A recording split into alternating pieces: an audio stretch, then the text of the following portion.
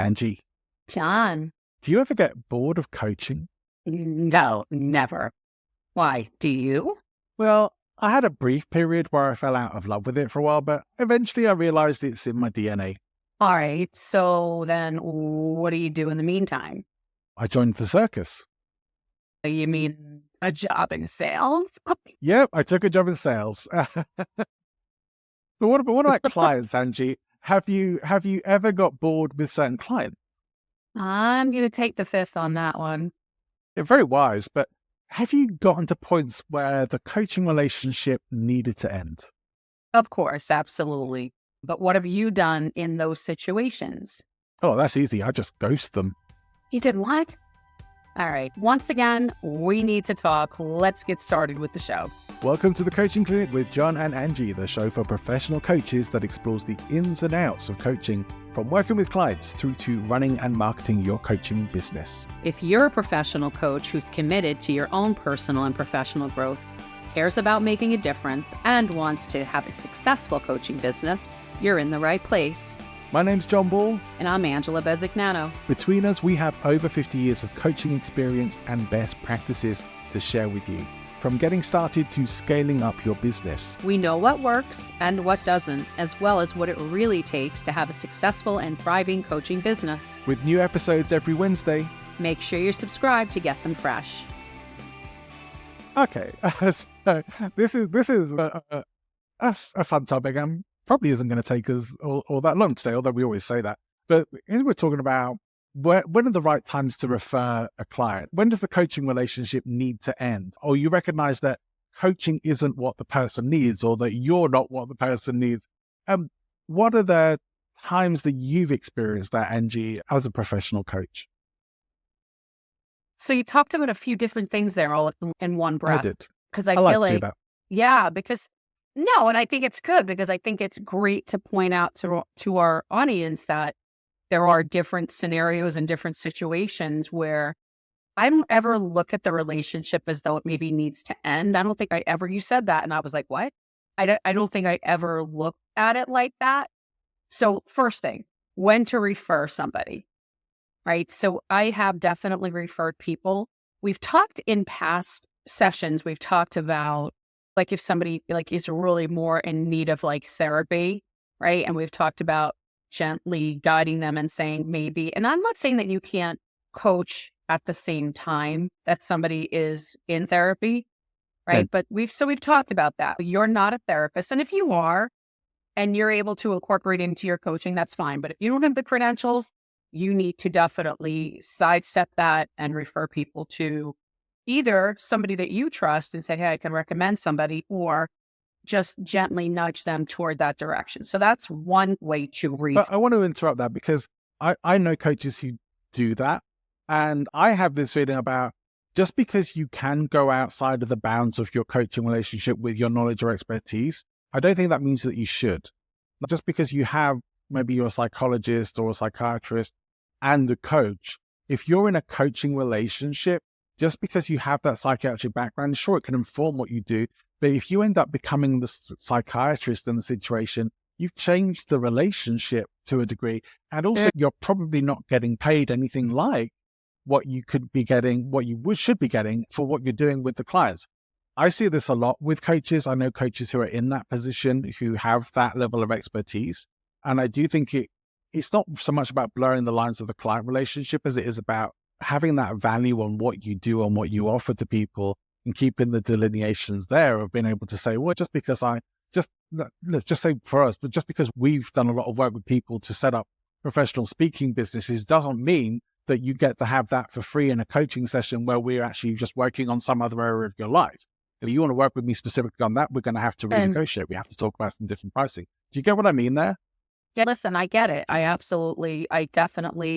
I even agree. I just know that I don't know, the people that I've watched people blur the lines. And although I don't agree with it, I know that there would be definitive pushback if somebody's like, well, I'm a PhD and I have this and I have that.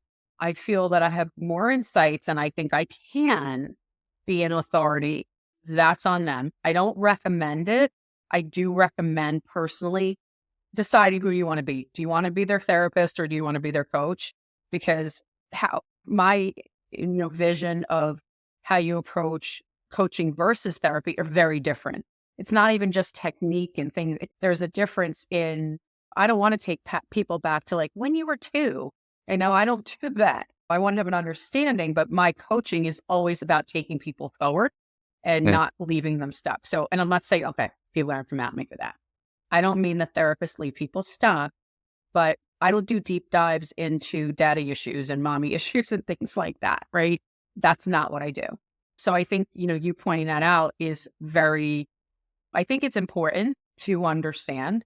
So yeah, so I think that if some people are really super stuck in the pain and in the, the things that you just can't get them out of that are very deep seated, then, referring them to that type of professional is important. But then there's I have definitely come across clients who, although I could have still helped them move forward, they needed a different type of coach than me. Right. So Yeah. it also comes down to who you are as a coach and what your methodologies are and things like that. And I have done that twice where I've said, you know what? This is not going, I don't think this is what you need. This is what I'm seeing. How do you feel about that? I can refer you and then kind of do that. And I have done that more where somebody's looking for like specifically business consulting, like tell me how to do this, tell me how to market. That's not really what I do. And John, come on, give me a look. Should I be the person they talk to about their marketing and their technology? Definitely not the technology, right? But yeah, it's one of those things. Look, I mean, I have background in all. We all have varied backgrounds. I know you and I have a lot of expertise from other areas that we can bring into our coaching. And whilst elements of that can inform the coaching, I think we have to watch the lines between, are we actually providing a little bit too much? Whilst I sort of think, yeah, great to provide lots of additional value to your customers to a point, at what point is that just devaluing the other stuff that you have and blurring those lines? It's like, I do think you need to have, like you say, have your identity as a coach, know what you're about, because this show is ultimately about coaching.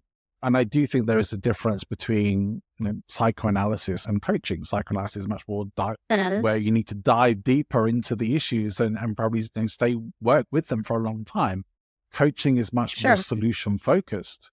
Was about taking action, getting things moving forward. They are very different outcomes, and that don't necessarily work well together.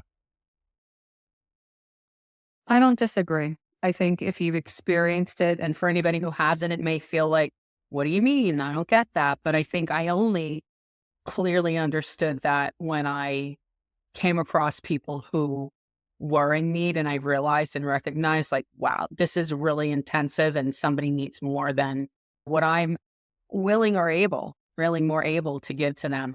Yeah. So when have you, if ever, referred somebody? Not too many times. So certainly I've been in situations where I've been in teams with coaches. You and I both have had that experience where I've been able to say, actually, this is probably a coach who you should work with on this particular issue. Or where the rapport is off, and I think you might do better with another coach. I've been able to do that in certain situations, but not too often. It really hasn't come up all that often. The times where it's been most important, though, has been where there is more of a natural end to the coaching relationship.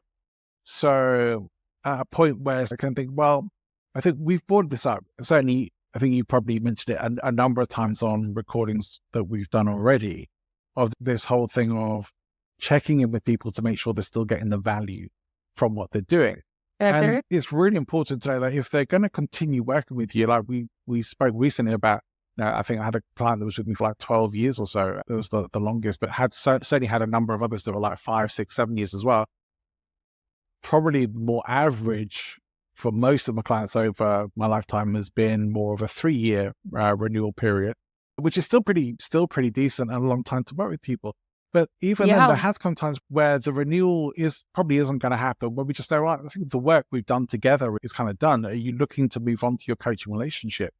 So it's either been trying to give them some advice as to how to move forward with their coaching relationship and keep something going, or actually saying, here's someone who would actually be better for you to work with. I've probably done more referring in discovery calls, though, than I ever have with long-term clients. Like once you were in it. So I think that's two different things for me, what you just mentioned.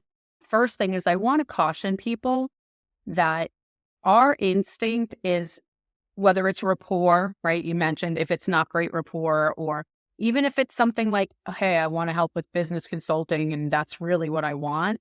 I'm a believer that everybody can be coached. Anybody. You sit any person down in front of me, I can find something to coach them on, right? I can do that. But not everybody's a believer in that.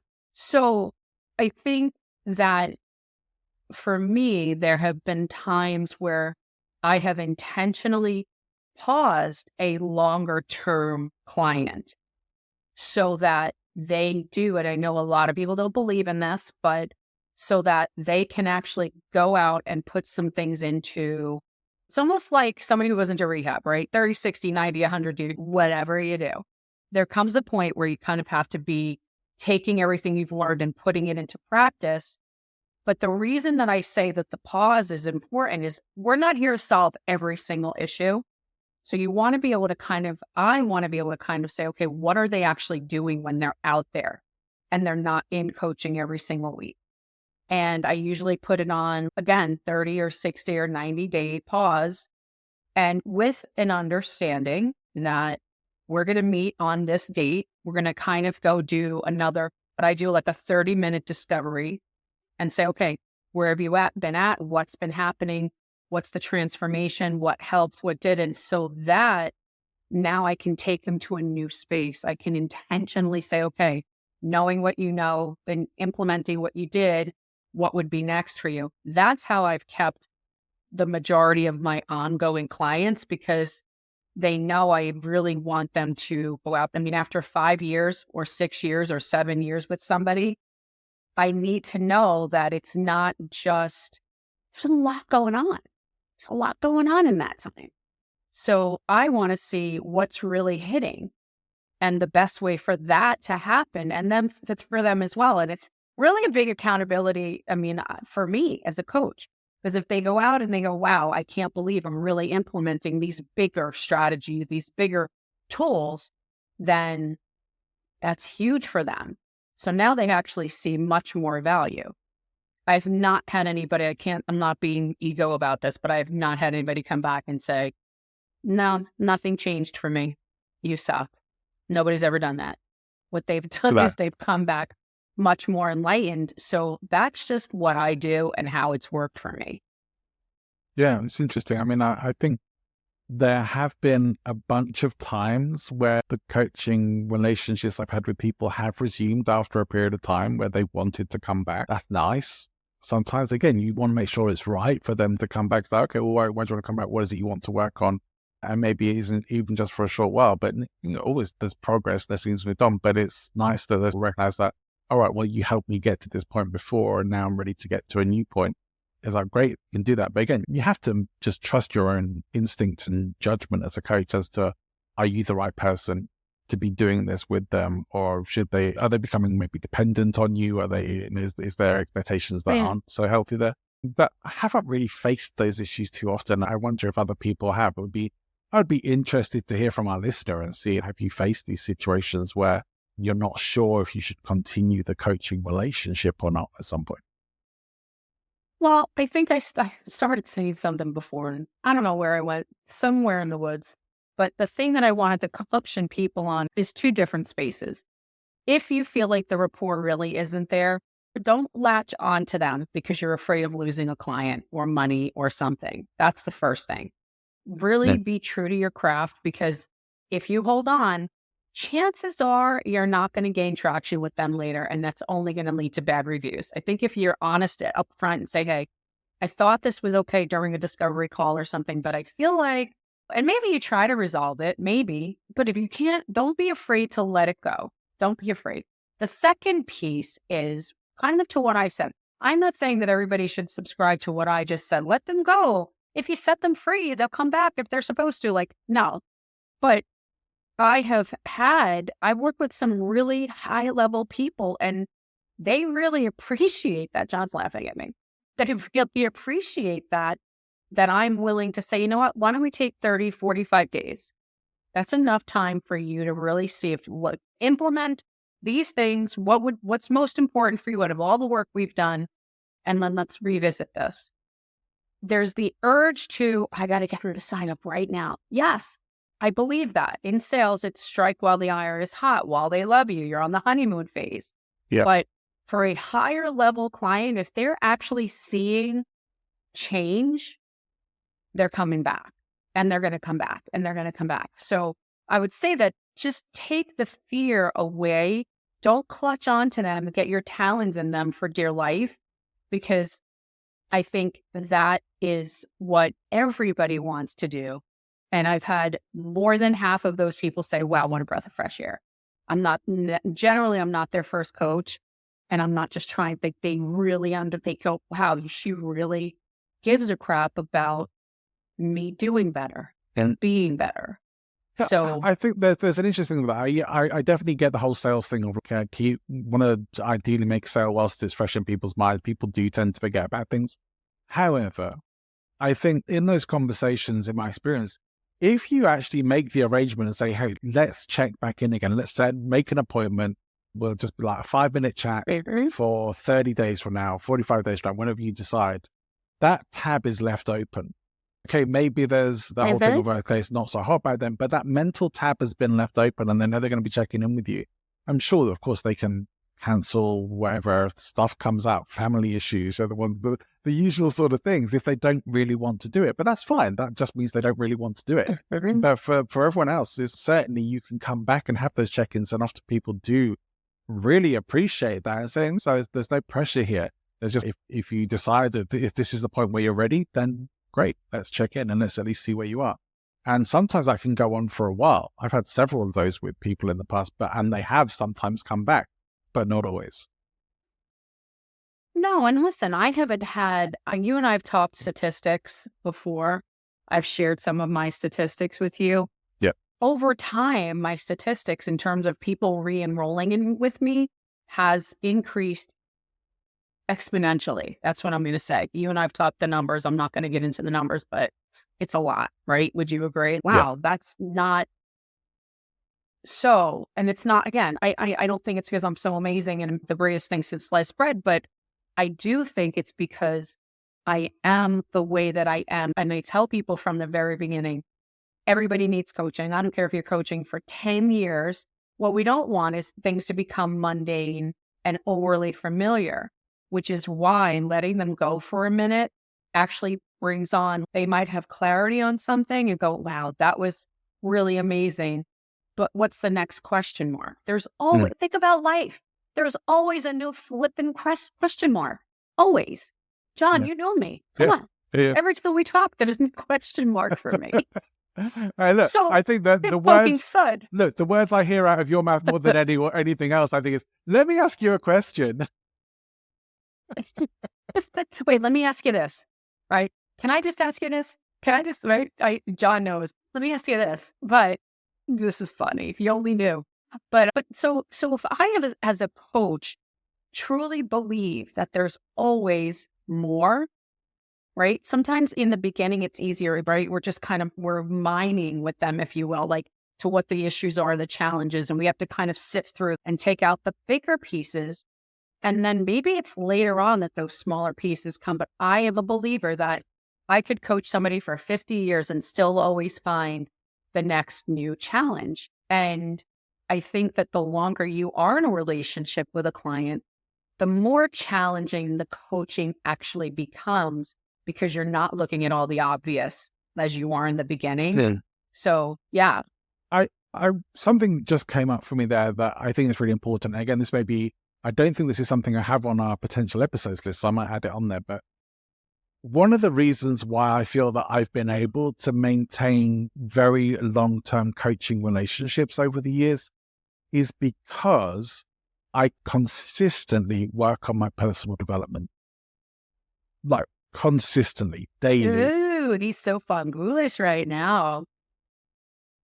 But this is this I really am not trying to impress anyone, but this is just, it's one of those things that ended up becoming super important for me very early on. Like, I think when I first got back into coaching and personal development, or when I first got involved in it, I probably hadn't picked up a book for years. Like, my education is finished when I finished my degree and I closed my last book. So other than the manuals I had to read when I joined the airline and the yearly checks on that, those were the only books I probably ever read afterwards, until I got So back once into... you flipped the tassel, it was over for you.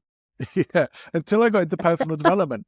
And the whole thing of becoming, I guess, a learning machine, if you like, that became really important to me. So much so that it just has become a daily habit of always reading something, always having audiobooks on the go, listening to podcasts.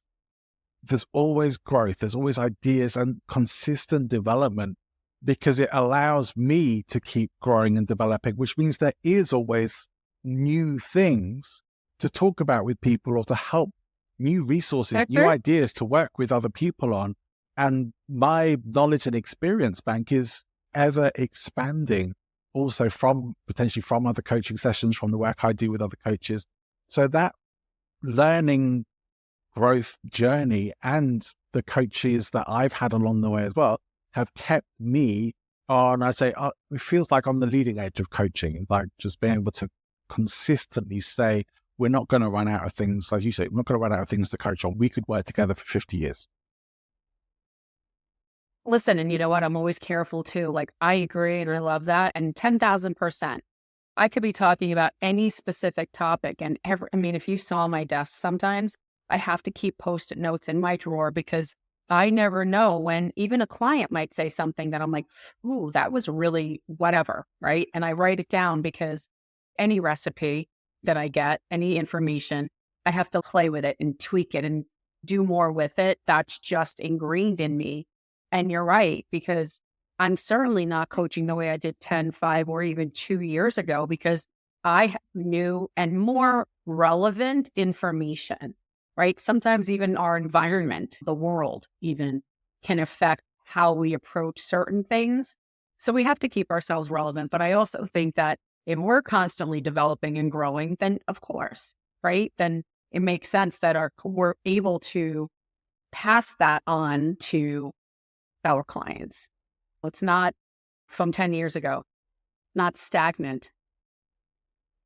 I was just thinking of this probably terrible metaphor, really. Oh my word. What? When I used to go to my grandparents' house, there was always a pot of stew on the stove on a low light, like all the time. And it would consistently have stuff added to it. So, they would call it scouse. So this is like in Merseyside, Liverpool kind of area. Scousers is like named after this famous mint stew. But this was always on the stove. And so vegetables and things would always get added to it. It would stay on the stove on a low light for forever, just cooking forever. Well, at least that's what it seemed like. So there'd always be fresh stuff getting added to it, and the stew would keep growing and growing back and expanding. I don't know if it's the best metaphor, because it's like, well, a lot of those vegetables were very stewed at one time, but I'm not sure how healthy that was. However, it kept it going, and it kept things expanding and renewing and refreshing. And I guess that's where that terrible metaphor came into my head. It's not terrible, but I get it, right? I can't even right now. He's just giggling at himself. I think it's important to recognize that.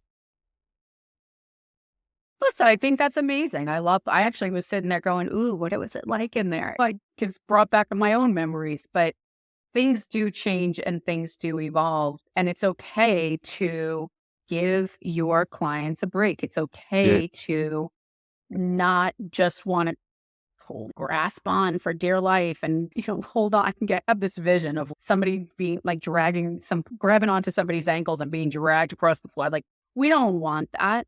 And honestly, I think people will have more respect for the craft, because there's so many more coaches. There's so much competition that I see a lot of new coaches coming into the business, even if they came from a higher level position, with that almost desperation, that mindset of lack. And I'm like, hey, just be you. Do some little things a little bit different. And for God's sake, go on LinkedIn. Don't sound like everybody else. What's going to be the differentiator? Right. Because whatever that is in the beginning is what it should be for you ongoing. Think about how, if you want a client to refer you, what would you want them to say about you? Yeah. And that's who you need to be. Angie is fair. All of my testimonials, she's tough, she's fair. And like, that's it. I'm tough and I'm fair. That's the two. I mean, those aren't exactly always the words that they use, but I'm consistently that. Yeah. And she really challenges me. Yeah. I think probably some of my clients would say some similar things, or certainly that I will often say what needs to be said, what they need to hear rather than what they want to hear. That's a good attitude to have. It's like, you don't need to hang on to those clients. But look, I mean, for our listener out there listening into this, you may have questions about this. You may have experiences that you'd like to share with us that are different to ours, or even different opinions on some of the things we talked about today. We would love to hear from you. So get in touch with us. You can leave us a voicemail for the show. It's speakpipe.com/The Coaching Clinic Podcast, or come and find us on LinkedIn. Come and connect with myself or Angie. You'll see me posting lots of stuff about the show. You'll see Angie posting lots of nuggets of wisdom. So do come and connect with us there as well. We'd love to see you and hear your questions. And for the meantime, we will look forward to connecting with you again next week for another amazing episode. See you then. Bye for now.